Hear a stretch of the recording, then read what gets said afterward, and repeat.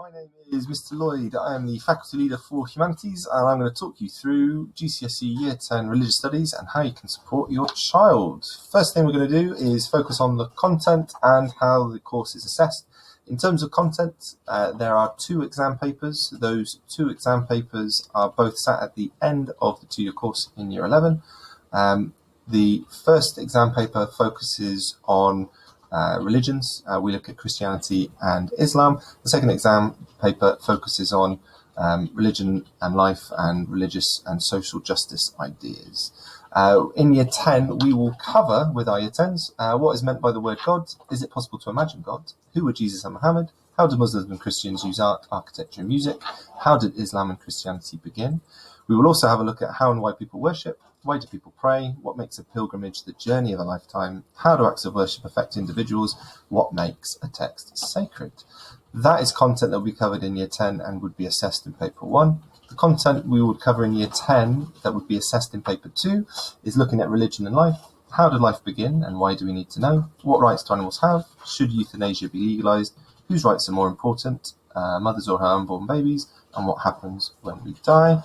Secondly, we'll have a look at what are human rights, what causes intolerance, does religion cause discrimination or prevent it, what are the causes of poverty, should we help those who have less.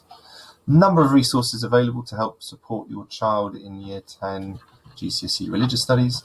The first is the Humanities VLE. This is a really good one-stop shop for most things curriculum based. When you go onto the Cotham School website, there will be a tab that is indicating Cotham Virtual Learning Environment. If you click on Humanities, it will take you through to this home page here. If you click through to Resources on the Religion, Ethics and Philosophy tab, it will open up a page that looks like this. For Religious Studies, we want to go into REP, and then it will give you the option to have a look through the Key Stage 4 GCSE resources. Every PowerPoint, worksheet, exam paper, scheme of work is all in there for you to access and have a look through. There's also a challenge tab. Within the challenge tab, you can go in and you'll be able to access resources to challenge yourself and aim for the top grades, the grade 7, 8 or 9. Third way to help support your child is by using these available websites, GCSE Pod, Seneca and BBC Bitesize. GCSE Pod is a subscription-based service that the school has subscribed your child to. If you click login and you need to use your Cotham school username and password. If a student's forgotten their password, if they click on forgotten my login credentials, they can then use their Cotham school email address to reset their password and find out what their password was. Second website that's really useful is Seneca. Seneca is a web-based self-testing website. If you click through on GCSE Religious Studies Revision and go through to AQA, there are a number of different quizzes that students can use to test their knowledge and fill in the gaps of their knowledge as well. Lastly, BBC Bitesize is a fantastic resource. This is hyperlinked on the PowerPoint that will be sent around to parents and carers, but you can access it yourself by clicking through the BBC Bitesize, going into AQA Religious Studies, and then clicking on the units that are being studied at Cotham School. Fourth way is through Humanities Homework Club, available every Thursday in K003. If a Year 11 student would like support with their homework or revision, they can, after particularly Year 11s, a Year 10, can come into the Humanities office, ask for support, and we will go do some work around revision or support with homework. Lastly is revision guides. So Cotham School as an education institution gets a cheaper wholesale price for revision guides. We buy them in bulk and then we pass on the savings to students. If you would like to purchase a revision guide, they can be paid for through WisePay. Students then just let their teachers know in lessons they've paid for a revision guide, and we will distribute them in the next lesson to them. So supporting your child in religious studies, revision's a key component of this. A number of lessons every term are dedicated to ongoing revision. Students routinely revisit content throughout Year 11 as well. They will know how to create 3 key revision resources that are recommended in Humanities. Those are flashcards, brainstorms, and mind maps. The key theme around revision is self-testing. Revision outside of this key theme is demonstrably weaker.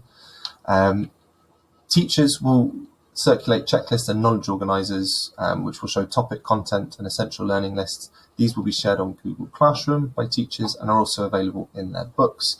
And as mentioned previously, the use of online resources to help fill any gaps in their knowledge. But again, key thing with the revision is the self-testing, particularly when we're talking about brainstorms and mind maps. This template here is an example of a brainstorming template.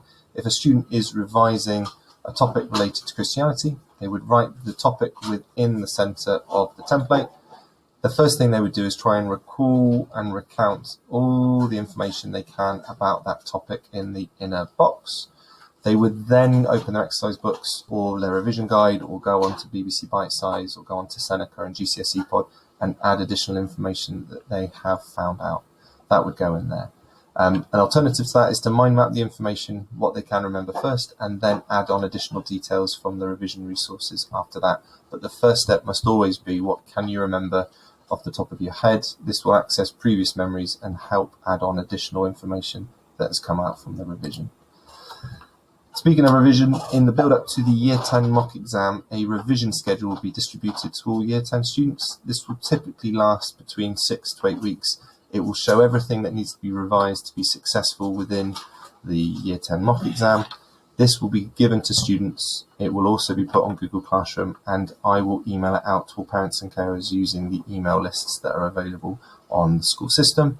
Please check your junk folders for this as it heads out. It is a really useful resource to help you structure your child's revision in the build-up to the Year 10 mock exams. This is a PowerPoint slide that is shown in humanities, and it sort of summarises the key ethos around revision. The idea that we tell the students is your brain is like a forest. Your memories and your learning are in there somewhere, and you need to try and find it. The more times you remember those memories, the more time you remember that learning, the greater and easier the path will be to recollect and find that information next time in a more stressful environment. For example, when you're in a mock exam or when you're in your real exam. So by self-testing, you are creating pathways to your memories that are going to make it easier for you to remember the information when it comes to exam time.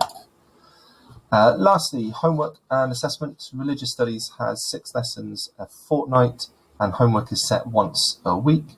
These homeworks will be a variety of written, research and revision activities. All homework instructions and resources will be posted on Google Classroom, and assessments will be based on exam questions and will usually be completed 3 times a topic. Details of assessments will be shared with the students in advance of their assessments, and revision activities will always be signposted on Google Classroom. Thank you very much for your time. I hope that offers some insight and answers all of your questions. If you do have additional questions, please email me. My name was Mr. Lloyd. Goodbye.